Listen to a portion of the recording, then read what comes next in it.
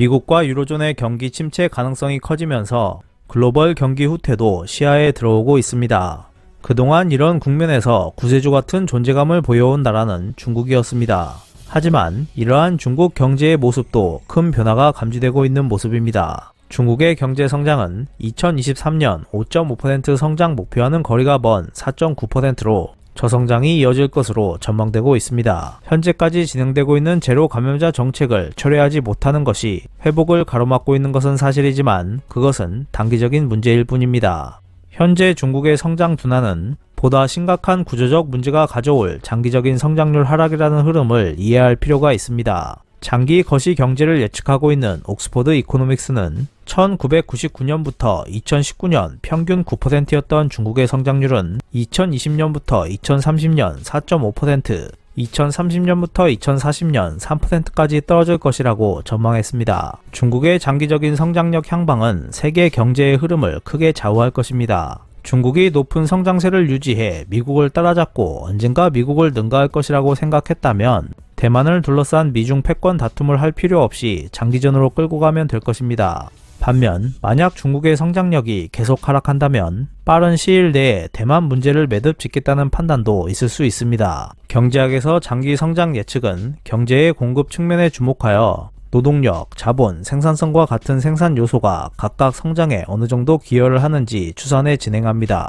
이 틀에서 중국의 향후 성장률 하락 요인을 파악할 수 있습니다. 중국의 경우 지금까지 고성장을 유지할 수 있게 해준 대규모 투자라는 자본의 기여가 추세적으로 하락하고 있다는 것이 최대 원인입니다. 한편 중국에서도 진행되고 있는 저출산 고령화는 향후 중국의 성장력을 떨어뜨리는 주요 원인은 아닙니다. 중국의 생산 연령 인구는 2016년부터 하락 추세이고 노동 투입이 GDP 상승에 거의 기여하지 않는 상황은 이미 시작됐습니다. 이 같은 추세는 앞으로도 큰 변화가 없을 것이며 근로자의 교육 수준 등 노동력의 질적 향상을 보여주는 인적 자본에 의한 성장 효과도 한계에 도달했습니다. 이런 가운데 성장을 뒷받침하는 기둥으로 상대적 중요성이 점차 높아지고 있는 것이 생산성입니다. 향후에도 완만하게 하락하면서 GDP 상승에 어느 정도 기여할 것으로 전망하고 있지만 하방 리스크도 크다고 할 수 있습니다. 그동안 중국의 고성장을 이끌었던 투자주도 성장 모델을 이어가기가 어려워지고 있습니다. 그 배경에는 과잉 투자에 따른 투자 효율 하락과 쌓여가는 채무가 있습니다.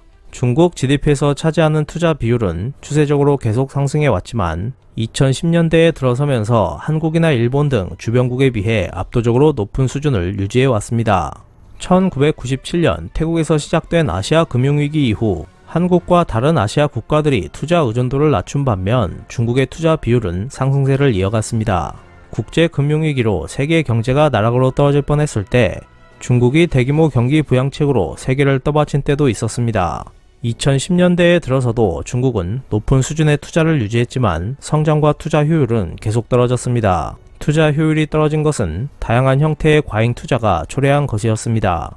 대표적인 예로 중국의 부동산 시장을 꼽을 수 있습니다. 투자 수익을 찾는 돈은 계속 오르는 중국의 부동산 시장에서 활로를 찾고 은행 시스템을 우회하는 그림자 은행 등을 통해 부동산 거품을 발생시켜 왔습니다. 투자의 효율성과 채산성이 하락하는 와중에도 중국은 지속적인 성장을 위해 인위적인 저금리 정책을 계속 이어가며 높은 수준의 투자를 유지했습니다. 그 결과 민간 채무를 중심으로 GDP 대비로 본 채무 수준은 전례 없는 속도로 급격히 확대되었습니다.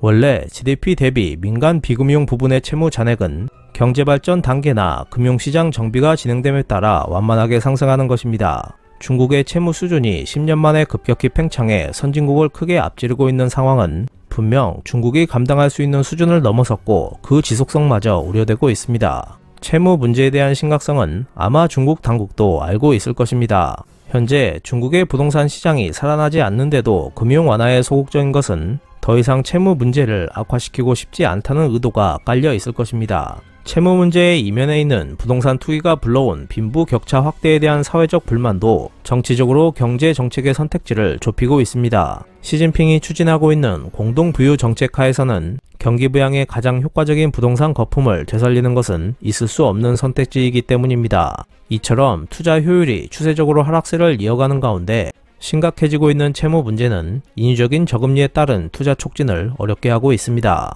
즉 투자 주도의 성장 모델이 한계에 도달했다고 볼 수 있습니다. 투자에 따른 자본 기여도가 하락하는 가운데 중국의 장기적인 잠재 성장력의 열쇠를 쥐고 있는 것은 생산성 향상이 될 것입니다. 옥스퍼드 이코노믹스의 전망에서는 2040년까지 중국의 생산성 향상이 평균적으로 연 1.2%가 될 것으로 보고 있지만 이는 다른 신흥국보다 높은 성장이긴 해도 하락할 가능성이 높습니다. 그 이유 중 하나는 공산당의 기업 경영 관여가 높아지고 있다는 점입니다. 그리고 또 한 가지는 미중 갈등에 따른 디커플링 영향을 들 수 있습니다. 중국 내 시장의 매력을 감안할 때 무역이나 직접 투자 측면에서 대규모 디커플링은 일어나지 않겠지만 테크놀로지 디커플링은 불가피할 것으로 보고 있습니다. 차세대 전략 산업의 열쇠를 쥐고 있는 기술은 미국의 패권을 위협하거나 군사 기술로도 활용이 가능하기 때문에 미국은 이미 중국 하이테크 기업에 대한 기술 이전을 제한하는 움직임을 가속화하고 있습니다. 그간 중국은 미국이나 유럽의 기술 이전에 크게 의존해 왔습니다. 미국과 동맹국이 테크놀로지 디커플링을 진행할 경우 중국의 성장률은 생산성 하락으로 인해 장기적으로 연 0.3%씩 축소될 수 있습니다. 반면 미국이 입는 데미지는 훨씬 작다는 것이 특징입니다. 이 점을 눈여겨본 미국이 테크놀로지 중상주의를 추진하면 중국의 장기 성장률은 훨씬 낮아질 가능성이 높습니다. 기술 디커플링에 따른 성장률 하락을 중국이 어떻게 해결해 나아갈지 관심있게 지켜봐야 할 것으로 보입니다.